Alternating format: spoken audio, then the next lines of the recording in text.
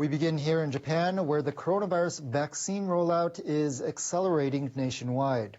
Officials say about 70% of healthcare workers have been fully vaccinated, and more than 20% of the elderly have received their first shot. Over 170,000 people have received vaccines at large-scale inoculation centers in Tokyo and Osaka. The Osaka site became available to elderly residents of neighboring prefectures on Monday. I came here because I want to get vaccinated as soon as possible. I applied here because there's no regular doctor in my hometown. These prefectures are under a state of emergency until June 20th. New infections are on the decline in many of them, but they remain high in Okinawa. Many schools in the southern prefecture are temporarily closed from Monday. This high school has switched to online classes so students can continue to study from home. We will do our best, so we hope our students will also do their best. 2 weeks before the state of emergency is scheduled to end, more people are going to shopping and entertainment districts. Health experts are warning that this could lead to a rebound in the number of infections. Even if the number of new cases drops, it could start to surge again in 2 or 3 weeks. We should be aware of the risk that such a spike could lead to a 5th wave of infections. Takeda notes that vaccines are not fully effective until several weeks after the second shot. Authorities across Japan confirmed more than 1,200 new infections on Monday. The tally tends to be low at the beginning of each week because fewer virus tests are conducted on weekends. Taiwan has decided to again extend its coronavirus restrictions after a rise of more than 10,000 cases in less than a month. Taiwan's cabinet decided on Monday to keep the alert level at the second highest on a 4-tier scale until June 28th. The current restrictions were due to end on June 14th. This is the second time the measures have been extended. Taiwan had fewer than 100 domestic cases until May 10th, but the infection count jumped more than 10,200 by Monday. Indoor gatherings will remain limited to 4 people and outdoor gatherings to 9. Schools will continue to suspend face-to-face classes. A holiday period will start in Taiwan this weekend, but authorities are calling on people to refrain from traveling. Railway officials say nearly 80% of the 136,000 reserved seat tickets for local trains during the period had been canceled as of Monday morning. Southeast Asian countries are battling spikes in domestic coronavirus infections. Malaysia, in particular, is struggling to cope. The country's daily new cases per million people now exceeds that of India, one of the countries hardest hit by the pandemic. The daily count of new cases in Malaysia has regularly exceeded 6,000 since mid-May. The death toll is also rising. Funeral service providers say they have their work cut out for them. We used to handle a monthly average of 1 to 3 funerals, but now we are regularly taking care of 2 to 3 burials a day. We are severely understaffed. The surge in infections forced the country into a 2-week nationwide lockdown. People are banned from outings except for essential purposes such as buying daily necessities or going to hospitals. Economic activities came under strict restrictions with stores shut down.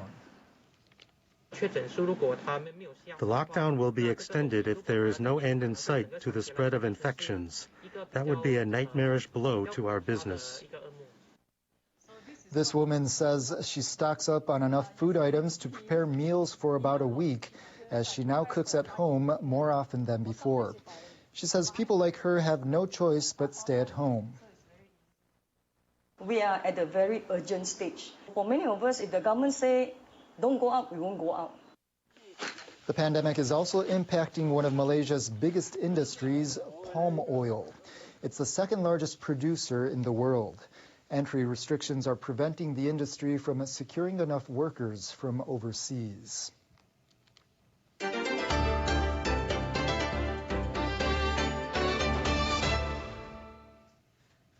Two passenger trains have collided in southern Pakistan. Local police say at least 40 passengers have died and more than 50 others have been injured. The railway's poor safety record has become an issue. Authorities say dozens of passengers are trapped inside the trains in the southern province of Sindh. Police and others are continuing rescue operations. Local media quoted railway officials as saying one of the passenger trains may have derailed and collided with an oncoming train. Transport authorities are investigating the cause of the accident. Observers say train accidents frequently occur in Pakistan because trains and equipment are outdated. The vote count continues to narrow in Peru's closely fought presidential runoff.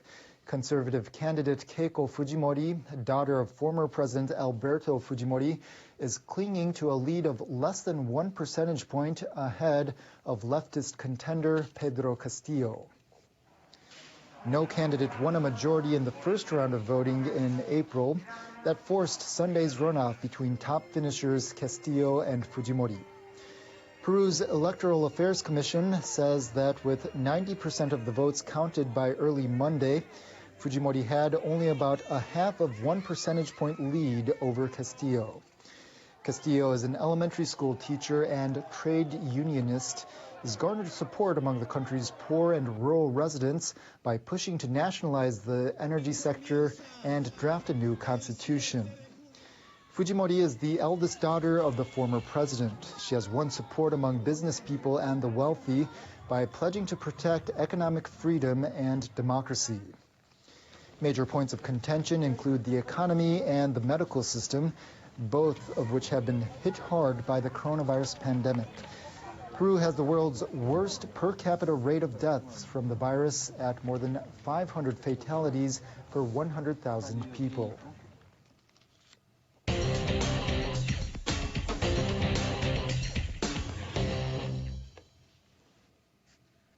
In an exciting finish at the U.S. Women's Open in San Francisco, Japanese-Filipino golfer Saso Yuka edged Japan's Hataoka Nasa in a sudden-death playoff to take the crown.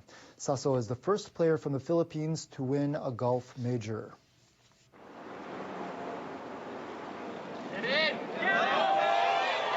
Saso had a rough start in the final round, but came back strong to finish regulation play tied with Hataoka, sending the tournament to extra holes. Saso's birdie putt on the third playoff hole finally put her over the top. I wasn't thinking I was just glad and thankful that I was here and able to play in this tournament. And yeah, it's unbelievable. Saso was born to a Japanese father and a Filipino mother and has dual nationality. She started playing golf when she was 8 and later moved her training base to the Philippines. One of Saso's strengths is her powerful drives, which average 262 yards. She made her pro debut in Japan last year and won her second tournament. Rory McIlroy was among those offering her congratulations on social media. Saso famously models her swing on the 4-time men's major champion. Media across the Philippines have been reporting Saso's victory. ABS-CBN television said Saso made history on Sunday by becoming the first Filipino player to win a golf major. She matched South Korea's Park In-bi as the youngest golfer ever to win the championship at 19 years, 11 months, and 17 days. Organizers of the Tokyo Olympics and Paralympics have held a drill to check operation of a security monitoring system for the Games venues. The Tokyo Organizing Committee plans to set up security headquarters for each of the 48 venues, including the Athletes' Village. About 8,000 security cameras and 2,500 sensors are to be installed at and around the sites.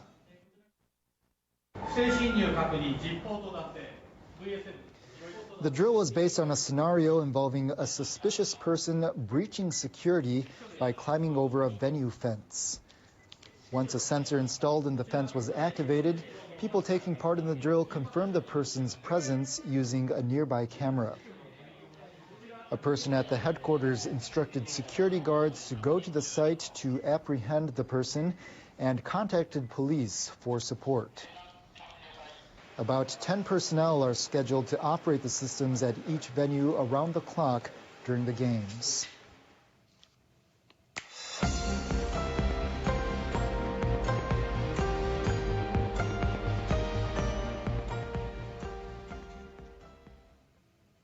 It's time now for a check on world weather.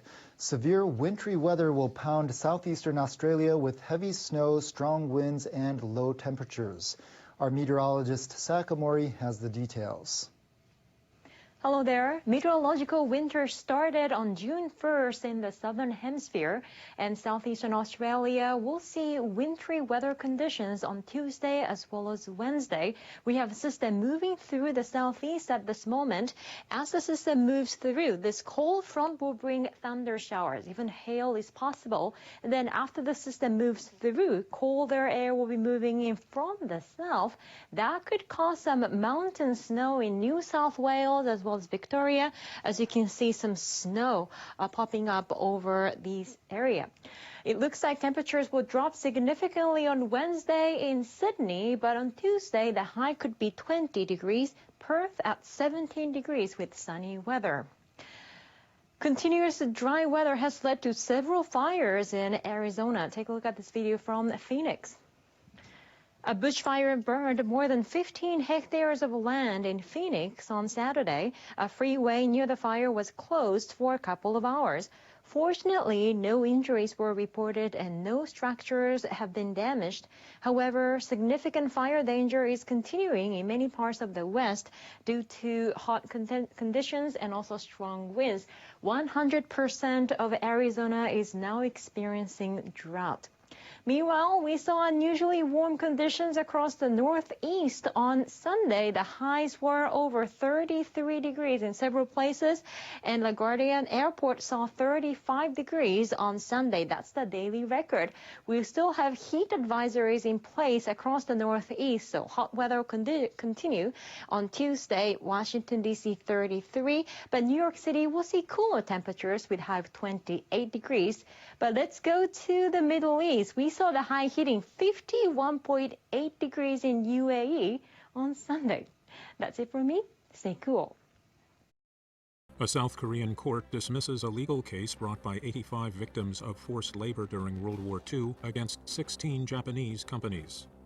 In India, Mumbai and New Delhi are partially reopening after nearly 2 months of restrictions meant to slow the spread of COVID-19.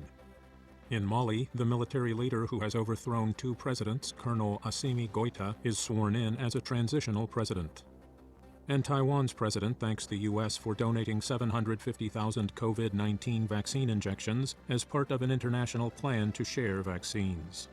Regulators in the U.S. have approved the first new treatment for Alzheimer's for nearly 20 years. The drug, aducanumab, targets the underlying cause of the disease and is suitable only for those with mild Alzheimer's. The U.S. Vice President Kamala Harris, who's visiting Guatemala, has urged its citizens not to come to the U.S. She says the trip is extremely dangerous and would benefit people smugglers. At least 40 people have been killed in a collision between 2 express trains in southern Pakistan. Specialist equipment was deployed to help rescue passengers who became trapped in the tangled wreckage. And Google has agreed to make changes to its online advertising business after reaching a settlement with France's competition regulator that also saw it fined nearly $270 million.